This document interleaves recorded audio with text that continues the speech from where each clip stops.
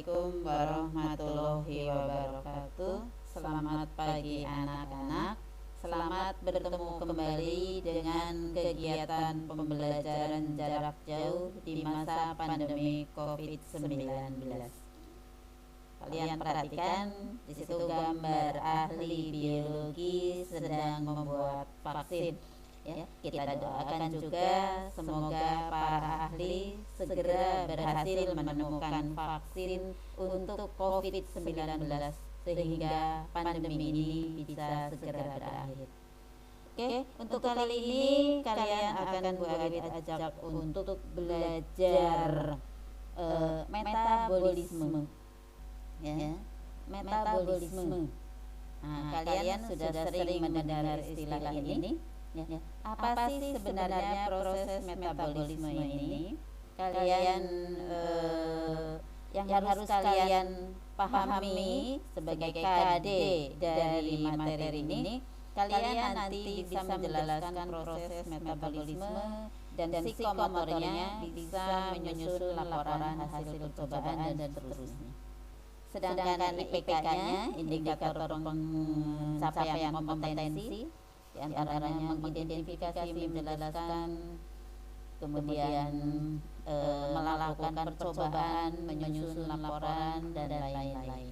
Ya, itu IPK atau indikator pencapaian kompetensi dari materi metabolisme. Lalu sebenarnya apa itu metabolisme? Ya, metabolisme dari kata metabo artinya perubahan. Nah, perubahan itu bisa berubah dari yang sederhana menjadi kompleks atau kita kenal dengan istilah anabolisme, yaitu proses pembentukan. Berarti tadinya senyawa sederhana disusun, dibentuk sehingga akhirnya menjadi senyawa kompleks. Contohnya fotosintesis, kemosintesis, ya. Kemudian yang berikutnya katabolisme itu penguraian. Berarti tadinya sudah kompleks diurai, dipecah sehingga menjadi senyawa yang lebih sederhana. Contohnya yaitu respirasi sel dan fermentasi. Yang berikutnya, ya, untuk proses metabolisme itu tidak lepas dari enzim yang bertindak sebagai katalisator, yaitu untuk mempercepat terjadinya reaksi. Ya. Katalisator ini dihasilkan oleh makhluk hidup sehingga kita mengenalnya sebagai biokatalisator. Untuk enzim nanti yang akan kita pelajari ada komponen enzim, kemudian ada cara kerja enzim, di mana enzim nanti akan menurunkan energi aktivasi. Ya. Jadi kalau tanpa enzim suatu reaksi itu butuh energi yang besar. Tapi kalau dengan menggunakan enzim, energi aktivasi itu bisa diperkecil, ya, sehingga tidak boros energi. Yang berikutnya kita akan pelajari sifat-sifat enzim. Ya. Kemudian nanti kita juga akan mempelajari faktor yang mempengaruhi kerja enzim. Bisa dipahami ya. Berikutnya komponen enzim. Enzim itu ada yang hanya terdiri dari protein saja. Biasanya kita sebut sebagai enzim sederhana. Tapi ada juga enzim yang tersusun dari protein dan non-protein. Jadi tidak ada enzim yang tidak mengandung protein. Jadi enzim itu protein, tapi bisa hanya protein saja dan protein plus kofaktor. Ya. Adapun jenis-jenis kofaktor itu ada yang berupa ion organik, ada juga yang berupa gugus prostetik dan juga koenzim. Kemudian bagaimana cara kerja enzim? Ada dua teori yang menjelaskan cara kerja enzim. Teori yang pertama menjelaskan bahwa enzim bekerja dengan cara enzim dengan substrat membentuk kompleks. Ya, jadi ada substrat, ada enzim. Nah, keduanya membentuk kompleks sehingga terbentuk kompleks enzim substrat. Dalam bentuk kompleks ini terjadi reaksi. Setelah reaksi selesai, enzim akan kembali ke bentuk semula dan substrat berubah menjadi produk. Ya, perhatikan ilustrasinya. Ini enzim, ya, ini substrat. Enzim memiliki bagian yang kita sebut sebagai sisi aktif. Sisi aktif ini harus sesuai dengan substrat sehingga substrat bisa masuk. Nah, kemudian ini kompleks enzim substrat. Nah, pada saat bentuk ini nanti enzim bekerja. Kalau reaksi sudah berakhir, enzim kembali ke bentuk semula, substrat berubah menjadi produk. Nah, ini contoh reaksi penguraian. Nah, enzim yang kembali ke bentuk semula ini bisa dipakai ulang, ya, selama enzimnya belum rusak. Nah, ini kerja enzim menurut teori lock and key atau kunci gembok. Yang kedua, cara kerja enzim, ya, menurut teori induced fit atau kecocokan induksi. Jadi diinduksi biar fit, diinduksi supaya pas. Di mana enzim memiliki sisi aktif yang tidak sesuai dengan substrat, tapi kemudian diinduksi sehingga pas dengan substrat, ya, sehingga tetap terbentuk kompleks enzim substrat. Reaksi berakhir, enzim kembali ke bentuk semula, substrat berubah menjadi produk. Jadi intinya ada dua teori tentang cara kerja enzim, lock and key dan induced fit. Yang berikutnya, faktor-faktor apa saja yang mempengaruhi kerja enzim? Yang pertama ada suhu, ya. Semakin tinggi suhu enzim semakin reaktif, bekerja maksimal. Tapi suhu dinaikkan akan membuat enzim rusak. Sehingga kalau kita buat dalam bentuk grafik, reaksi akan naik sampai ke suhu optimalnya. Kalau suhu optimalnya sudah terlewati, reaksi akan menurun sampai akhirnya berhenti. Kalau sudah berhenti, berarti suhu sudah merusak struktur enzim sehingga enzim tidak bisa bekerja. Yang kedua, pH sama dengan suhu, enzim juga butuh pH tertentu. Masing-masing enzim memiliki pH yang berbeda. Contoh, enzim yang ada di lambung, ya, akan bekerja optimal pada pH asam.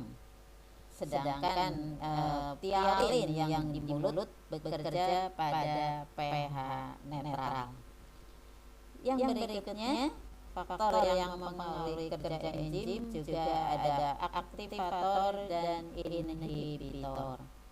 Ya, aktivator itu yang mengaktifkan, inhibitor itu yang menghambat. Di mana inhibitor itu kita bedakan ada yang kompetitif dan non kompetitif. Kemudian yang berikutnya konsentrasi enzim dan juga ada konsentrasi substrat. Oke, itu untuk enzim. Nah, sekarang kita lanjut ke metabolisme, ya. Untuk metabolismenya tadi sudah kita pelajari, ada katabolisme dan juga anabolisme.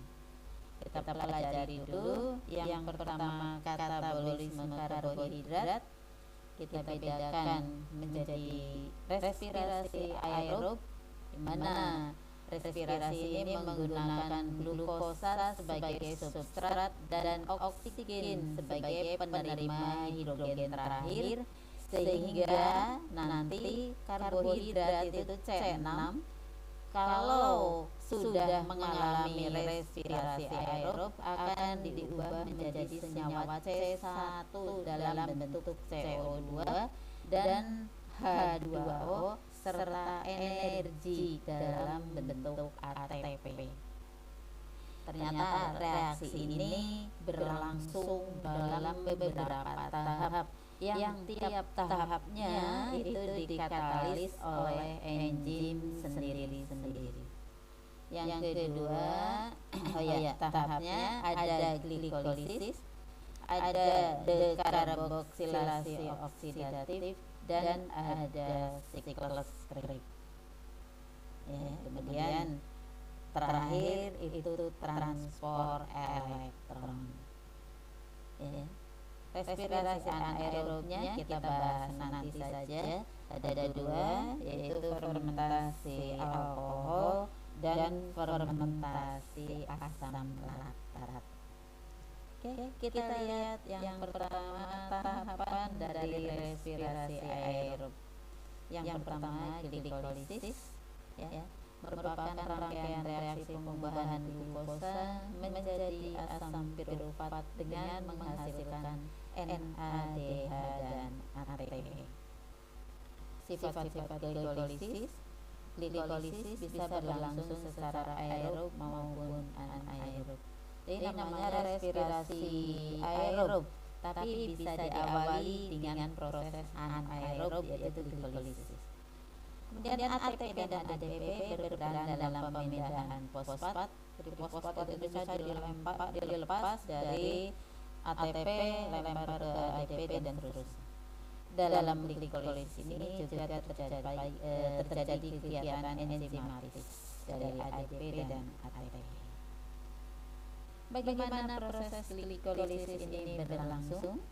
Kita lihat skemanya. Glikolisis diawali dengan molekul glukosa yang memiliki 6 atom karbon akan mengalami fosforilasi. Sumber fosfatnya yaitu ATP. Satu gugus fosfat dari ATP ditambahkan pada glukosa, sehingga ATP yang kehilangan satu gugus fosfat berubah menjadi ADP. Reaksi ini dikatalis oleh enzim heksokinase, dan glukosa yang sudah mendapatkan P dari ATP berubah menjadi glukosa 6-fosfat. Glukosa yang mengikat gugus fosfat pada atom karbon nomor 6. Langkah berikutnya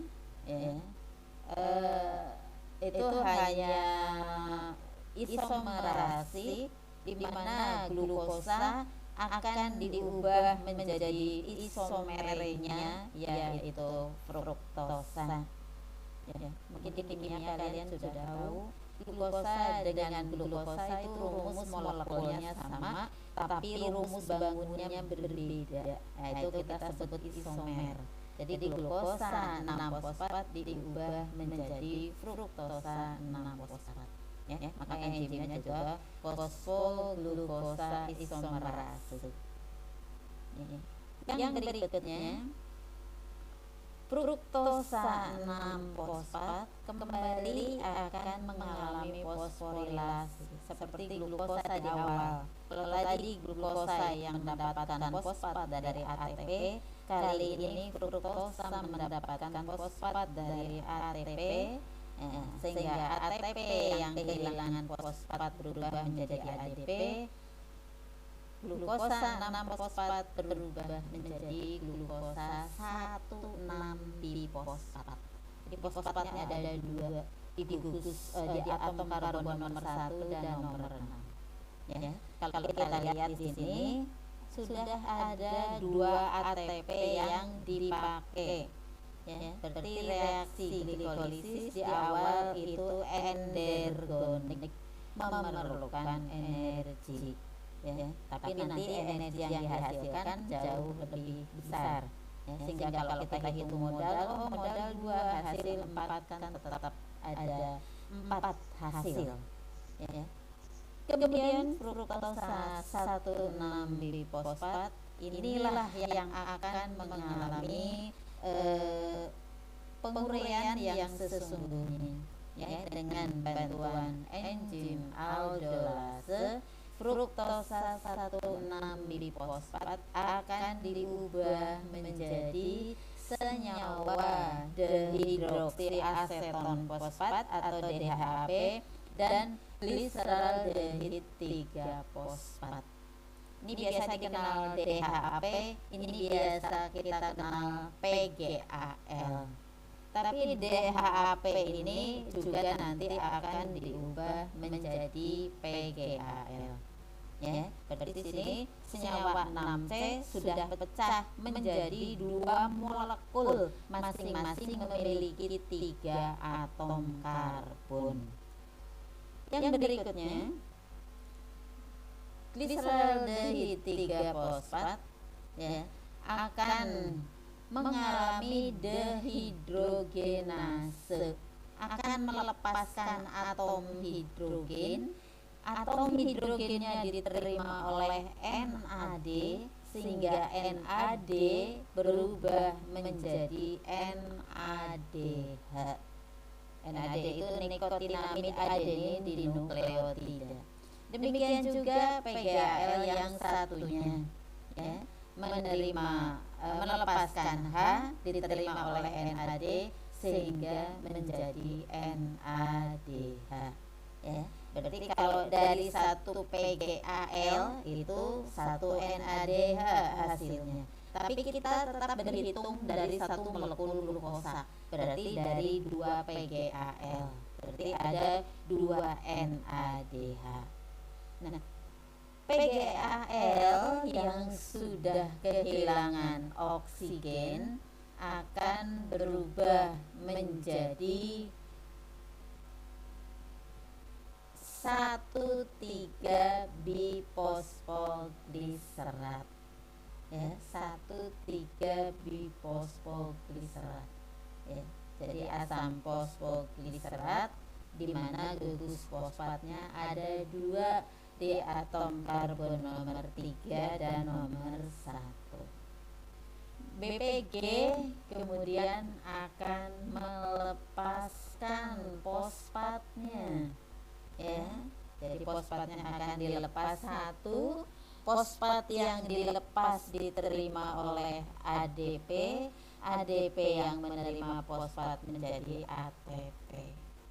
Demikian juga BPG yang satunya, ya, sehingga asam bifosfoglycerat berubah menjadi asam 3 fosfoglycerat.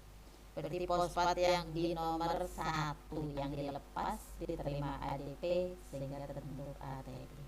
Nah, kalau tadi dipakai 2 ATP, sekarang sudah dihasilkan 2 ATP. Yang berikutnya, ini enzimnya ya. Yang berikutnya, asam fosfoglycerat hanya akan memindahkan gugus fosfatnya saja. Tadinya di atom karbon nomor 3 pindah ke nomor 2. Maka ini hanya semacam mutasi pindah, ya. Kemudian yang berikutnya 2 PGA dengan bantuan enolase diubah menjadi PEP, fosfoenol pirufat. Kemudian PEP akan melepaskan fosfatnya diterima oleh ADP sehingga ADP jadi ATP dan PEP-nya berubah menjadi asam pirufat. Ya, itu untuk rangkaian reaksi glikolisis. Berarti hasilnya tadi ATP 2 ya, ya kan di sini juga 2. Berarti ATP yang dihasilkan ada 4. Di awal dipakai 2. Berarti ada, kalau kita hitung dari modal, menghasilkan 2 ATP plus 2 pirufat dan 2 NADH.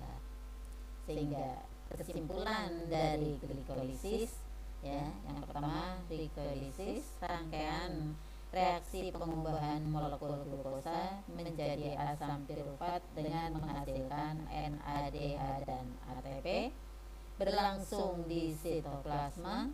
Substratnya tentunya adalah glukosa dan hasilnya tadi 2 pirufat, 2 NADH dan 2 ATP.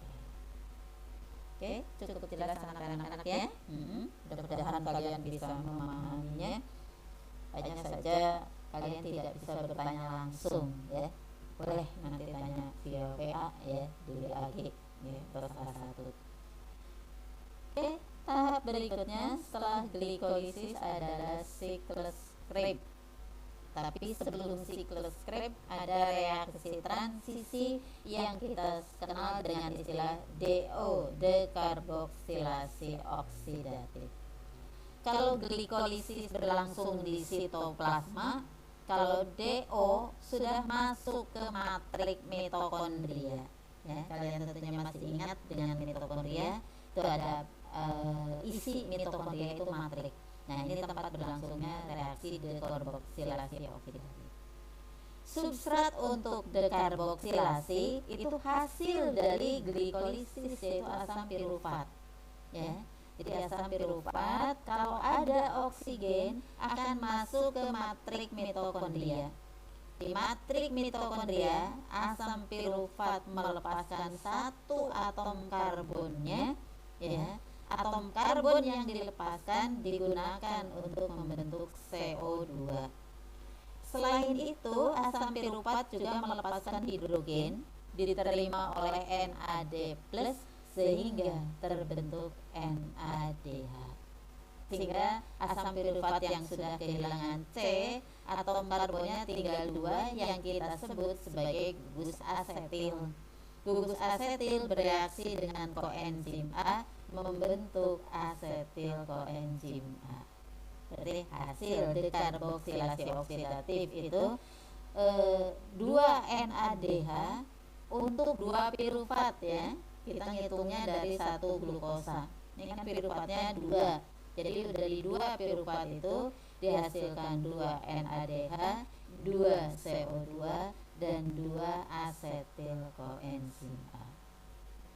Selanjutnya, asetil koenzim A akan masuk ke dalam daur Krebs ya, atau kita kenal dengan istilah siklus asam sitrat ya, citric acid cycle, karena reaksi awalnya membentuk asam sitrat. Oke, tadi asetil CoA akan bereaksi dengan AOA, asam oksaloasetat ya. Asetil CoA 2C, AOA 4C membentuk senyawa 6C yang kita sebut asam sitrat ya. Asam sitrat akan diubah menjadi asam isositrat ya. Isositrat akan melepaskan C dan H. C-nya digunakan untuk membentuk CO2, H-nya diterima oleh NAD sehingga terbentuk NADH dan CO2. Asam isositrat yang sudah kehilangan C dan H berubah menjadi asam alfa ketoglutarat ya. Selanjutnya sama dengan proses di sini, melepaskan C dan H ya, sehingga terbentuk NADH dan CO2. Asam alfa ketoglutarat berubah menjadi suksinil koenzim A ya. Jadi kalau tadi 6C, 1C-nya lepas berubah jadi 5C, 1C-nya lepas berubah menjadi 4C. Suksinil Koa melepaskan P. Kali ini ada gugus terminal GDP dulu, menerima P menjadi GTP, guanosin trifosfat. Dari GTP fosfat dilepas lagi ke ADP sehingga terbentuk ATP. Suksinil Koa yang sudah melepaskan fosfat berubah menjadi suksinat. Suksinat melepaskan H. Kali ini akseptornya adalah FAD. FAD menerima H berubah menjadi FADH2. Suksinat yang kehilangan H berubah menjadi malat. Ya. Malat melepaskan H diterima oleh NAD dan malatnya akan kembali menjadi asam oksaloasetat. Nah, kalau kalian perhatikan dari rangkaian siklus ini dihasilkan NAD-nya 1, 2, 3. Itu untuk satu asetil-CoA. Asetil-CoA-nya ada berapa? 2 kan? Nah, berarti kalikan 2, berarti dihasilkan 6 NADH. Plus FADH 1 kali 2, berarti 2 FADH plus 2 ATP ya, dan asam oksaloasetat kembali ke bentuk semula. Oke, langkah yang berikutnya adalah sistem transport elektron ya. Ini yang berlangsung di krista mitokondria. NADH, FADH hasil dari glikolisis dan seterusnya masuk ke ruang intermembran. Hidrogen dari NADH dan FADH akan dilepaskan ya dari satu kompleks ke kompleks berikutnya. Jadi elektron dan protonnya lepas terima, lepas terima, lepas terima, sampai akhirnya hidrogen dan oksigen diterima oleh akseptor terakhir yaitu oksigen. Nah, selama lepas terima ini muncul energi bebas yang digunakan untuk membentuk ATP ya. Kalau dari NADH, satu molekul NADH dari kompleks 1 ke kompleks 2 1 ATP, dari 2 ke 3, dari 3 ke 4 sehingga dihasilkan 3 ATP ya, itu satu NADH ya. Nah, bisa kita lihat bagian ringkasnya ini ya, NADH dari reaksi awal yang tadi ya, melepaskan H-nya ya, sehingga menjadi NAD. Nah, H-nya diterima oleh koenzim Q, diterima oleh sistem enzim sitokrom A dan seterusnya. Ini lepas terima, sehingga akhirnya akseptor terakhirnya oksigen sehingga terbentuk H2O. Nah, kalau NADH dari sini sehingga dari koenzim Q sampai ke sini membentuk satu ATP. Ini satu ATP. Tapi kalau FADH dari sini berarti ATP terbentuk di sini ya. Oke, kesimpulan reaksi respirasi sel sejak glikolisis sampai siklus Krebs telah dihasilkan 10 molekul. Ingat, glikolisis 2, dekarboksilasi oksidatif 2, kemudian siklus Krebs 6, berarti NADH 10. FADH hanya di siklus Krebs, berarti 2 ya. Kemudian dalam transport elektron ini 10 NADH akan bereaksi dengan 5 molekul oksigen sehingga terbentuk 10 NAD dan 10 H2O. Demikian juga FADH-nya sehingga terbentuk 2 FAD plus dan 2 H2O. Berarti total H2O yang dihasilkan sebenarnya 12, tapi pada siklus Krebs itu dipakai 6 H2O sehingga reaksi tetap 6 CO2 plus 6 H2O akan menghasilkan 6 CO2 dan 6 oksigen menghasilkan 6 H2O. Kemudian setiap oksidasi NADH dihasilkan 3 ATP, ya, sehingga total transport elektron dihasilkan 34 ATP plus ATP dari glikolisis 2 dan dari siklus Krebs 2. Lengkapnya jumlah ini rangkumannya ya, rangkuman metabolisme ini glikolisis ya, pakai 2 ATP menghasilkan 2 ATP ya. Kemudian nanti hasilnya masuk ke matriks mitokondria. Ini mitokondria ini ya, ini matriksnya ya. Nah, kemudian nanti reaksi akan berlangsung di sini pada krista, itu yang nanti akan terjadi transfer elektron.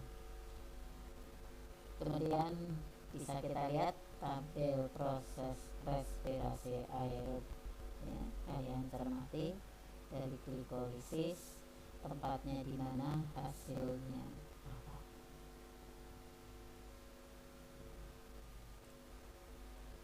Oke, mudah-mudahan bisa kalian pahami. Untuk sesi selanjutnya kita akan membahas respirasi anaerob dan proses fotosintesis. Salam sehat, di rumah saja, sering cuci tangan, pakai masker dan jaga jarak jika keluar rumah. Assalamualaikum warahmatullahi wabarakatuh.